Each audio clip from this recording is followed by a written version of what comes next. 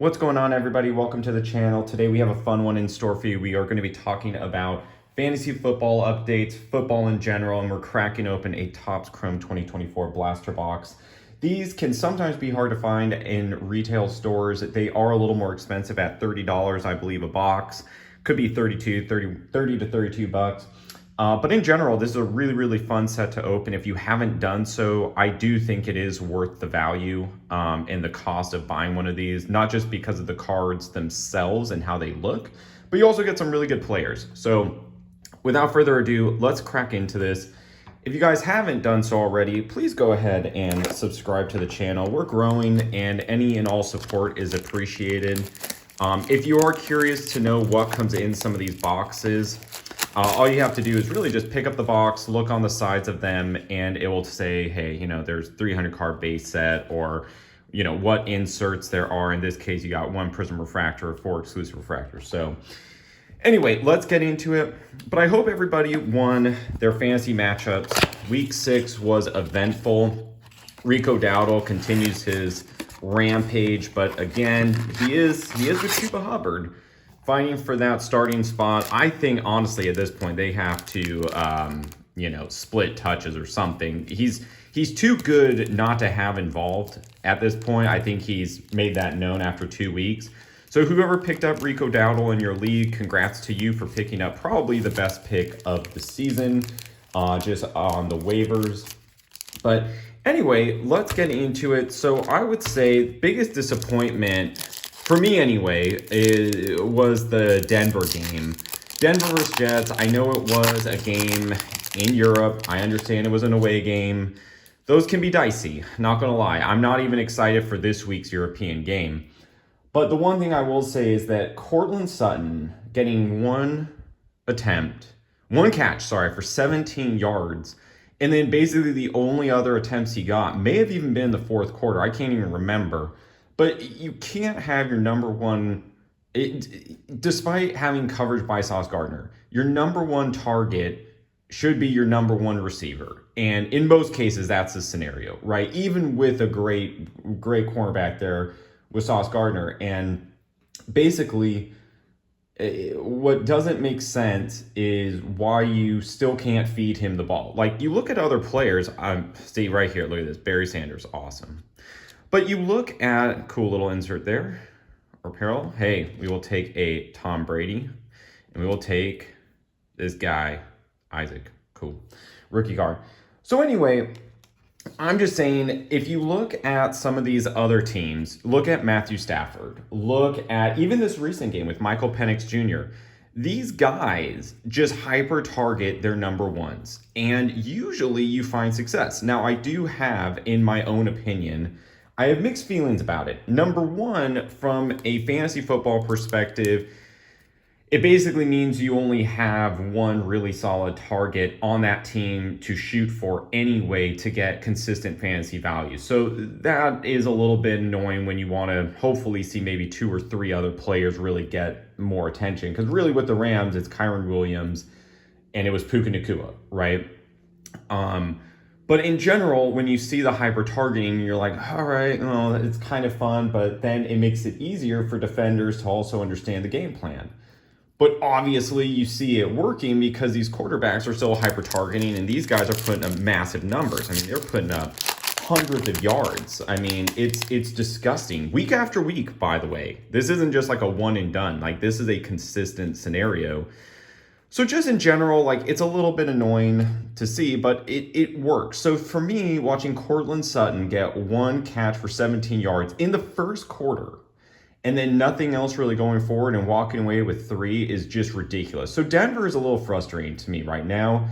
And honestly, I think it's a little bit of a 50-50 shot because you'll have games where we will happily take a Jayden Daniels Youthquake. And then, hey, we got Trey Benson, running back for Arizona, but unfortunately he is out. So that's unfortunate. And anyway, speaking of Trey Benson and what's going on there, so Bam Knight is basically sharing touches now with Michael Carter. So basically, it was a Michael Carter show week 1 after Trey Benson went out. the Cardinals really just, it was a disgusting game. Seeing week 6, they shared the ball a little bit. They looked a little more competent, but still they're just awful. It's brutal. But the big thing that I just want to get at for you guys right now, not just necessarily waiver pickups, but shout out Kyle Monunga. I still think he is a value stash because he still got a great reception for, I think, 25 yards in Monday night's game. Still got touches. Yes, DeAndre Swift did have some love in that game. He had a great game. No one's doubting it. Not consistent, though. So, again, that might be a flash, but Kyle Monunga, I think, has that consistent. He might legitimately have a flex option going forward for anyone who picks him up, because if he's going to arguably start working up to 6 to 8 to 10 points, I mean, that's flex worthy for sure. But I would just say, guys, like the biggest thing to pay attention to right now are the bye weeks. This is crucial. You need to be paying attention to bye weeks. I think week 8 is the biggest one that comes up here where a lot of players are going to be on bye. And the reason I say that is you can get teams now, stash players, stash defenses, and this will help to ensure that you're set for week 8 versus people who don't, and then they, wait till week 7 transitioning to week 8. They wait till after this week because we're going into week 7. Basically, they're going to be scrambling on the weekend trying to figure out who to pick. Basically, what I'm saying is think ahead. 1 or 2 weeks ahead is not a bad thing if you do have the capacity on your bench. Look at that. We got a future stars, Jalen Wright. Unfortunately, Jalen Wright's really not doing that much. So, not upset that we have it. It's a pretty sick card all up. Hopefully something happens, but Miami is just, honestly, it's such a bummer what's happening there. Another Trey Benson rookie card. I'm sure you all saw, but Tua Tagovailoa came out. He was chirping his team. And basically, I think the coaching staff and honestly, it was embarrassing. I mean, Tua had 3 interceptions that game. Tua's not lighting it up in any capacity. So the fact that he came out and started that was just ridiculous. But anyway, that's my own opinion. Miami is just an awful team. I mean, if you look at them, they are just brutal. So it's not just the coaching. It's, you got Tua. And honestly, I don't understand the hype around Tua to begin with. There's no spark on that team. Like there's no fire, right? When you look at the Giants, shout out, Cam Scattaboo and Jackson Dart. If you guys haven't picked up Jackson Dart yet, I don't know what you're thinking. You definitely should be picking up Jackson Dart. But there are players out there who really just fire up the team, get people excited, and you can see that they want it. They want it more than other people. But with Miami, outside of Devon Achane, I just don't see anyone really bringing that kind of energy. So anyway, it was just one of those things. Like I always want certain people and certain players and certain teams to do well. But honestly, guys, after this last week, week 6, it's hard to figure out what teams are good anymore because I know a lot of teams are dealing with injuries, but some of these teams should be beating the others pretty significantly. And the fact that it's either a very close game or the lesser likely team to win is now, just wrecking the other team. It's just very strange. Like Atlanta Falcons versus the Bills, right? Bills were playing at Atlanta. It was a hard game. Atlanta defense showed up big time, no doubt, not taking it away from Atlanta. But I mean, the Bills are not bad. I mean, you got James Cook, you got Josh Allen, you got players, and granted, Dalton Kincaid was out, right? But Dawson Knox still had a touchdown, right? But it just seems like the teams like the Bills should still show up and really show that they are an elite team. And they've had 2 losses now, not a big deal. I mean, they're still great, but it's just weird. Like, I don't know. It was something I did not see coming. Oh my God. Hey, we will take an autograph card. Another Trey Benson. I'm not upset at it. This is 59 out of 150. But check that out, guys. This is our second. Sorry, that card just fell. This is a second autograph card. Trey Benson, 59 to 150. That's really cool. Let me get the card that dropped on the ground there. But Then we got, hey, check this out, an all-edge Jayden Daniels, not bad. And then we got Brock Bowers. But we hope Trey Benson comes back. That is a sick card, guys. I'm not even going to lie. That's a really, really cool card. But yeah, so Trey Benson's a great talent, honestly. So I really do hope that he comes back healthy. Brock Bowers, too. I know he's dealing with injury. And again, a lot of teams are dealing with injuries. I'm not trying to take it away. I mean, the 49ers are, guys, 49ers fan club, faithful to the Bay, like, you know, right? We're the faithful. I don't know what is going on with this team. Like, I swear there's a curse involved because now we lost another key component of the defense. And I think in that same game, one of the 49ers players stepped on Pinero's foot, the kicker. It's just like, what is going on? But anyway, Kittle's slated to come back, hopefully this week. I need Kittle back in the worst ways, so I'm really hoping he does. Oh my goodness, how many Jayden Daniels are we going to get? Again, I'm not mad at it. That's a sick card. Look at that guy. That's pretty cool, actually. So I legitimately feel like we're getting some value out of this. Look at this guy, too. Newton here. Brendan Rice, wide receiver, Los Angeles. Like, guys, we are... I'm not even going to lie. We're cooking. We still got 2 more packs. This box is absolutely absurd. So again, if you haven't already, please leave a like and subscribe to the channel for this because this is pretty legit. We got Howie Long here. Tavondre Sweat, there we go. Love Tennessee. I hope they get better. If you guys didn't see it, they fired their, head coach. So hopefully better things are ahead, but that does leave some questions for Tennessee's offense. I don't think it's worth quitting. Like, again, Alec Iomanner is someone that I've been a fan of. It's not a surprise that I'm a fan of his. I've said it multiple times on multiple videos. He's a great player to stash. Calvin Ridley had the hammy injury, right? So just be on the lookout. Alec Iomanner should still have some looks. He should still be rostered for sure. And then again, Tajay Spears, if you guys didn't see him play, he was not bad. Granted, it was in garbage time for a number of plays with him, but he's got juice. He is quite good, pass catching back. He almost scored. So again, just it's stuff to be on the lookout for. Blake Corum dealing with the ankle injury. So keep looking at these backup running backs. I'm sure many people already picked up Jayden Blue. Jayden Blue, just so you guys know, because I think there was a lot of hate on that. Javonte Williams, by the way, in that Cowboys game for week 6, he did nothing special. Their run game was basically shut down against Carolina, which was a little bit weird. But that's what happened. Like, if you look, Javonte Williams had his first probably bad game. So Jayden Blue had a few attempts, 0 yards. I get it. Not the best showing, but he only had a few.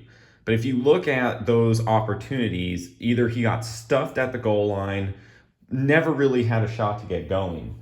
So anyway, just something to be on the lookout for. Look at some of these backup players because if you don't have your notifications on for your fantasy leagues, you will miss opportunities to pick people up ahead of time. Similarly, like Christian Watson's back from IR and he's going to be practicing. I am not the biggest Christian Watson fan. I could have picked him up. I didn't pick him up. It's really injury history and the uncertainty of the wide receiver core at Green Bay. I mean, it could be Matt Golden. It could be Tucker Kraft. It could be Romeo Dobbs. It could be this other guy, Christian Watson, Devonta Wicks. So there are some teams where I feel like it's a little bit more of a gamble because it honestly could be any of their weeks versus, if you look at the Falcons, you got Darnell Mooney, you got Drake London. You kind of have the tight end involved. Obviously you got Bijan, Tyler Algier. So you got a lot of talent, but in the passing game, all right, you feel good. Like Darnell Mooney, once he's healthy, like he was very productive last year. He's probably going to be productive again once he's fully healthy. Michael Penix was looking pretty dang good. And Atlanta was running on all cylinders. So basically look for some of these teams that have the consistent value and look at the offense. See who is being productive. Some of this sounds redundant, but you guys got to keep your eyes out for it because although some of these players are the second up, they're just not getting the same looks. Like the perfect example of this is the Patriots right now. Patriots have Ramondre Stevenson fumbling the ball like you wouldn't believe. Travion Henderson someone that we've been very excited for. TreVeyon Henderson's not getting very many opportunities. He's got more juice than Stevenson, but for whatever reason, the team loves Ramondre. And I'm not here to hate on Ramondre or anything, but at this point, I do think in some cases you got to cut your losses. Like, I have Henderson on my bench. I'm probably going to drop him for somebody else because Henderson's just not reliable. I don't even feel comfortable starting him as a flex, to be totally honest with you guys. But anyway, let's finish this last pack up. We got Mario Williams. We got Rodney Hampton. That's a cool little refractor there. Then who do we have here? Finesse Sean Alexander. It's pretty good right there. And then, hey, we got another Sweat. So in some cases, guys, we actually got a number of repeat players in this pack. But all up, I think we did pretty good. I think the value, again, I just wanted to let you guys know that this, again, was a $30 pack, $32, I think, all up. But if you look at what you get in this blaster. I mean, you have really cool refractors. You got this one. Excuse me, there you got Finesse. You got some great rookies. You got some great old school players, Steve Atwater. You got some other rookie cards just in general. A lot of promise there. You got, how many Jayden Daniels did we get? Let's see, we got one. Let's see. And again, Jayden Daniels back, which is exciting. We got Tom Brady, the GOAT. We know this. He is great despite all the hate. Haters going to hate, but the guy is just fantastic. So let's see, we got one Jayden Daniels. We got two Jayden Daniels. That one's actually pretty sick. That one's probably worth something, not going to lie. And we got three. So in this one pack alone, we got three Jayden Daniels. We got a signature Trey Benson, 59 out of 150, future stars, which is pretty cool. Hey, we got Terry Bradshaw, which is always fun to have. I don't even go mad. Trey Benson again and Jalen Wright. So yeah, we got some repeats. Not going to cop to the fact we didn't get some of those. We did. But again, the value's there. Like, I think most people are going to be happy with three Jayden Daniels out of a box of $30. But anyway, big takeaways again. Look at bye weeks. Look at your opponents. You can, in your league, look at future matchups. Look what's going on.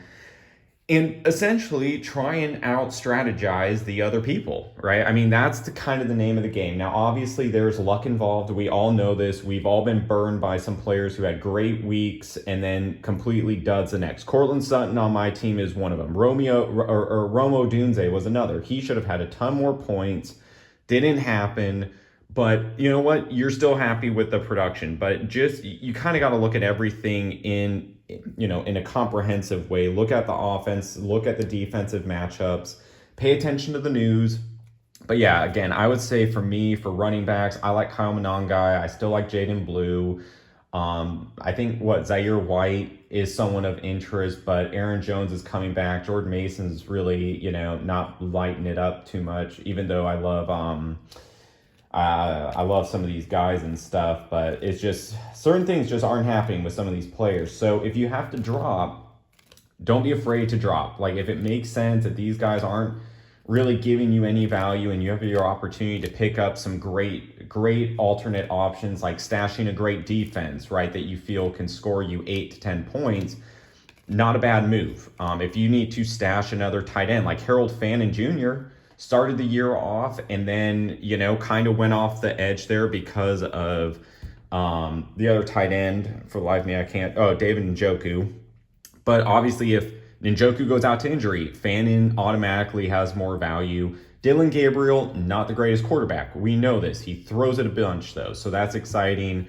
And maybe at some point, they're going to sub out another quarterback. So all I'm getting at, guys, is pay attention to the news, look at what the situations are. But if you're seeing some of these trends, you can't just ignore them either, right? We're kind of we're getting towards those crucial bye weeks, middle of the season. So these are the times where rookies start kind of getting more and more incorporated, like Isaiah Bond. Just some of these names, pay attention to. I've been saying it for weeks. Pay attention to the rookies. They're slowly getting more and more work. Unfortunately, Torrey Horton was not one of them in this last week. But anyway, guys, I hope you enjoy this video. Like I said, like, comment, subscribe. We're a growing channel. We appreciate the support. Hopefully, we all win Week 7 matchups, and we will catch you on the next one.